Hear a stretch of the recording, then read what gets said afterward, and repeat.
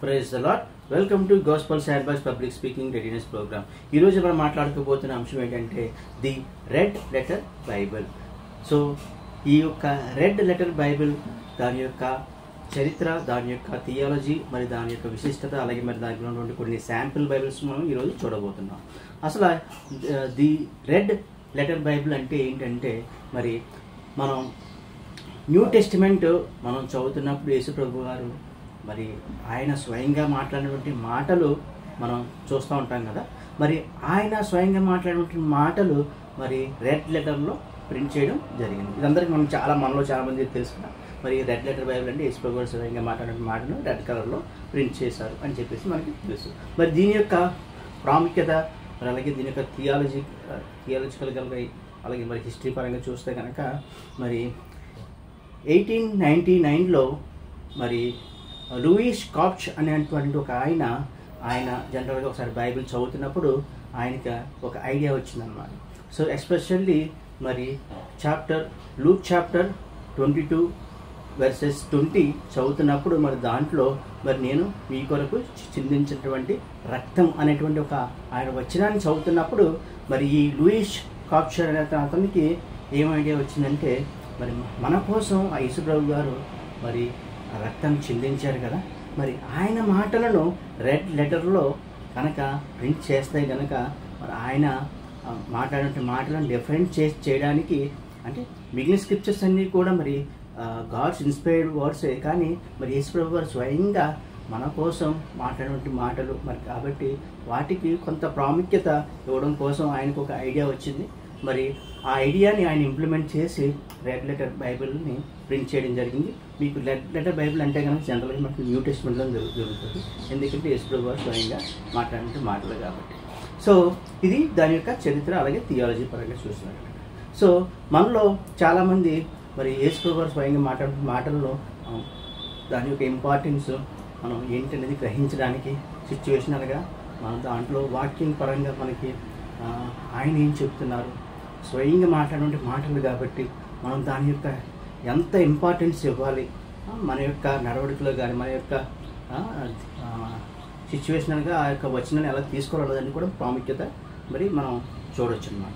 So అందుకే చాలామంది the red letter Bible చదవడానికి చాలామంది ఇష్టపడతారు. సో ఇది మనకి జనరల్గా ఇంగ్లీష్లో అయితే కనుక మ్యాక్సిమం మనకి అవైలబుల్గా ఉంటుందని, నా దగ్గర అయితే కనుక ప్రస్తుతం ఆథరైజ్డ్ కింగ్ జేమ్స్ వెర్షన్ ఉంది. మరి దీంట్లో రెడ్ లెటర్ అనే ప్రింటింగ్ అనేది ఆయన మాట్లాడిన మాటలను ఇవ్వడం జరిగింది. అలాగే మరి మన దగ్గర new international version Holi Bible కూడా ఉంది. సో దీంట్లో కూడా యేసుప్రభు గారు మాట్లాడిన మాటలు రెడ్ లెటర్లో ప్రింట్ చేయడం జరిగింది. అలాగే మరి నా దగ్గర మరి ఇంకొక బైబిల్ కూడా ఉంది. ఆ బైబిల్ ఏంటంటే తెలుగు. సో లైఫ్ వే మనందరికీ తెలుసు కదా, లైఫ్ వే స్టడీ బైబిల్. మరి ఆ స్టడీ బైబిల్లో కూడా యేసుప్రభు గారు మాట్లాడిన మాటలను మరి రెడ్ లెటర్లో అయితే ఇవ్వలేదు, కానీ గోల్డ్ లెటర్లో ఇచ్చారు.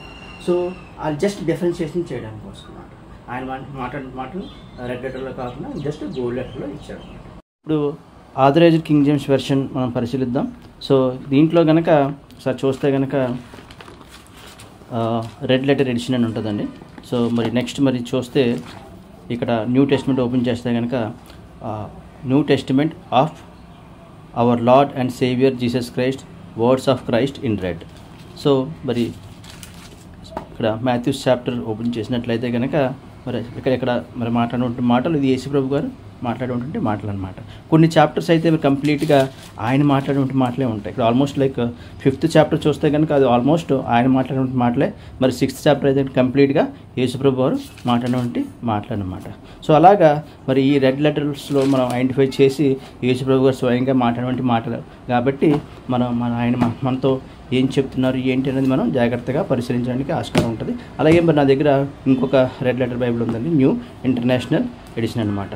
సో ఇది కూడా స్టార్టింగ్లో మీరు జాగ్రత్త చూస్తే కనుక ఇక్కడ కూడా రెడ్ లెటర్ ఎడిషన్ అని ఇచ్చారు. మరి న్యూ టెస్టిమెంట్ చూస్తే ఓపెన్ చేస్తే కనుక మరి ఇక్కడ కూడా ఏంటంటే అన్ని రెడ్ లెటర్స్లో ఇచ్చారు కదా, చూసారు కదా.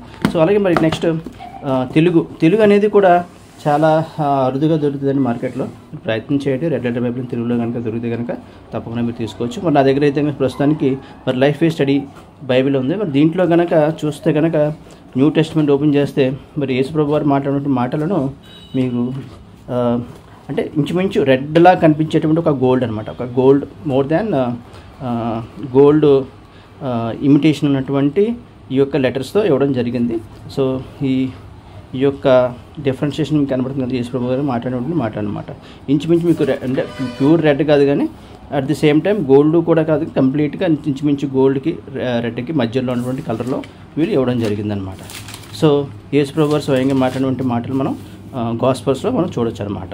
సో ఇదండి ఈరోజు మనం రెడ్ లెటర్ బైబిల్ గురించి చూసాం కదా. నెక్స్ట్ వీడియోలో మరి blue, red and gold letter Bible గురించి చూద్దాం. దీన్ని ఏమంటారంటే BRG బైబిల్ అని అంటారు అన్నమాట.